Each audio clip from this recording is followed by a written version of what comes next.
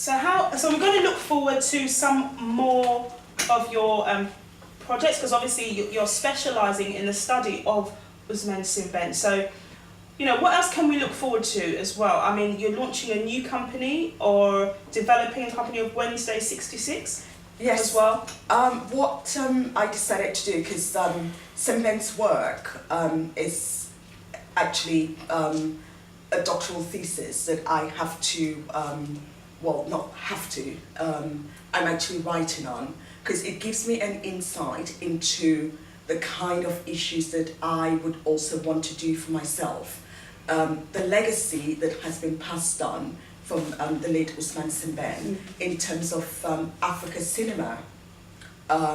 Sembène had always said that he works for his people. And when he says works for his people, it's really about going back and looking at the real issues that are affecting Africans. And when we say Africans, the people on the ground, they are the people who actually move the country. They are the ones who work. But most of the time, when we watch even a lot of the African movies, their stories are not being told. The history on the ground, and when we say the history, it's not about the sufferings, what they actually do on a daily basis that is actually tied to the culture. Yeah. Half of it is always eradicated, so the voice has always been lost.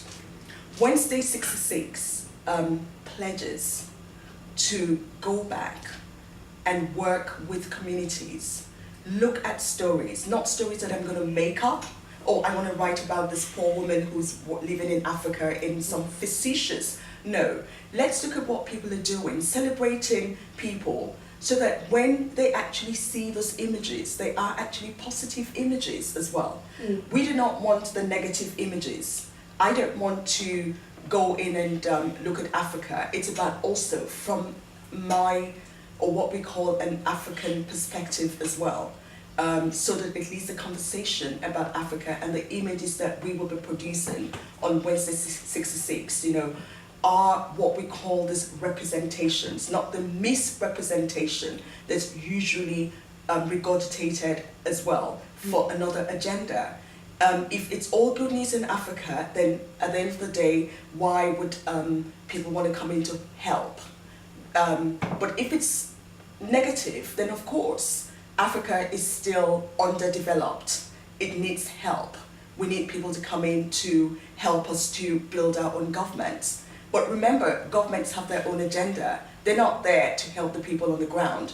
What about the communities on the ground who are actually doing things for themselves?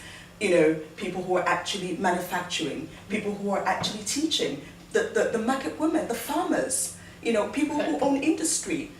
So it's more of a non-fiction view, you know, a factual sort of account, rather than, you know, you're penning an epic movie, or you're penning a script for people to follow.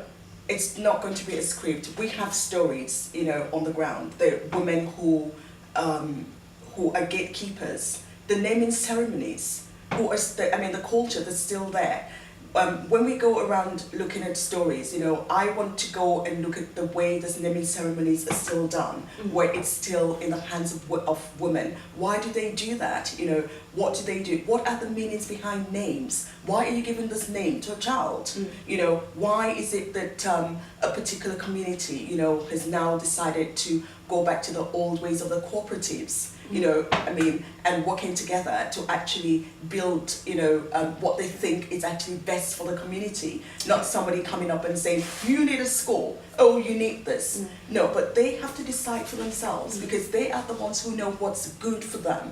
You know, Africans are, you know... it sounds like it's almost, so it's giving the power from the corporation back to the people, because essentially what you're saying before is, you know, there was a very negative view of Africa because it wasn't told through the eyes of Africans. It was outside looking in, and then sort of subverting that to please one's own agenda, whatever that happened to be at the time, whether it was trade and commerce, mercantile activity, enslavement, human enslavement, mind manipulation, and all the rest of it that comes with, if it's going to feed, and as typically greed when it comes to mercantile behaviour, Yes.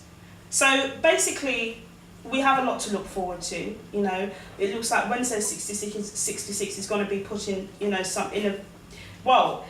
going to be at the forefront of innovation because, again, carrying on from Ousmane Sembène, you know, this is a powerful platform and a very solid pair of shoulders to stand on, you know, essentially. So, you know, we just wish you an enlightening and great journey on Wednesday 66, and of course, we're looking forward to supporting, you know, the community initiatives that are coming out of this. So thank you once again, Ekua, for stopping off with us, and, you know, have a great achievement, have a great year. Well, the whole idea, thank you so much for the support, but it's also, for doing this work, I want to be able to know that, because it's all going to be recorded, this is also another way of keeping the legacy as well.